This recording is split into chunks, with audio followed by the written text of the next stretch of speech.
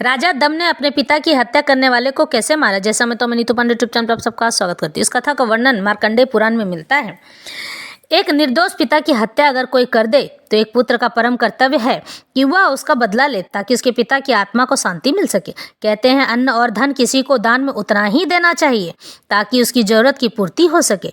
जरूरत से ज़्यादा दान देने पर सभी आपके सर पर चढ़कर बैठ जाएंगे, इसलिए दान भी सोच समझ कर ही करना चाहिए। प्राचीन समय की बात, एक बहुत ही प्रसिद्ध और वीर बहादुर राजा हुए। उनका नाम मरुत था। इस कहानी का वीडियो मेरे लिंक पर मिल जाएगा। इंद्र ने दिति के गर्भ को गिराया, यह इसका सार है।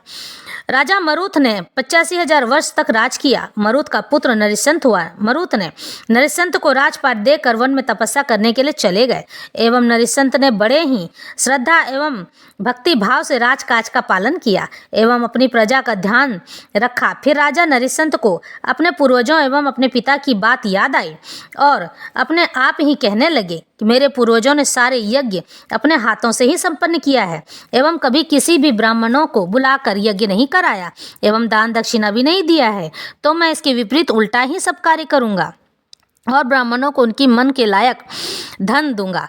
फिर राजा नरिसंत ने ऐसा ही किया और सभी ब्राह्मणों को बुलाकर विशाल यज्ञ कराया और अत्यधिक अन्न धन देकर विदा कर दिया। जब राजा नरिसंत पुनः यज्ञ करने लगे तो उन्हें कोई ब्राह्मण नहीं मिलने लगा।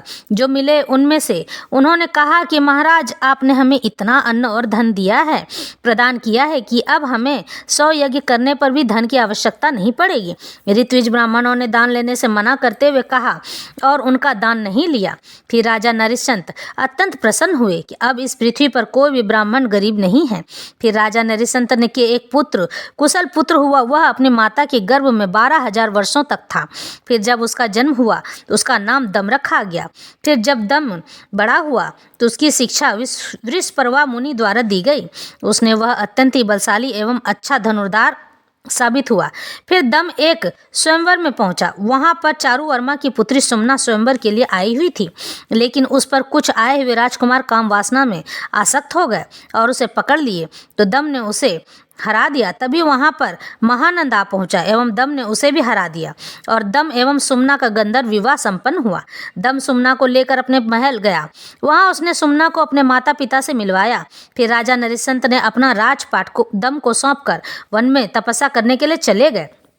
और फिर एक दिन महानंद वहाँ शिकार करने के लिए गया था, तो वहीं दम के पिता नरिसंत को देख लिया और बाल पकड़कर उनका गर्दन काट दिया। उनकी पत्नी विलाप करने लगी और एक शूद्र व्यक्ति को अपने पुत्र को संदेशा भिजवाई और कहा कि फिर वह शूद्र ने दम से उसके पिता का सारा हाल कह सुनाया। तो दम भी गुस्से से लाल पीला हो उठा और अपनी सेना तैयार कर ली। फिर वह महानंद पर आक्रमण कर दिया। इधर दम की माता ने उसके पिता को गोद में लेकर चिता में लेट गई। फिर दम ने महानंद को तीरों से छलनी कर दिया। इस तरह से दम ने अपने पिता की मृत्यु का बदला लिया।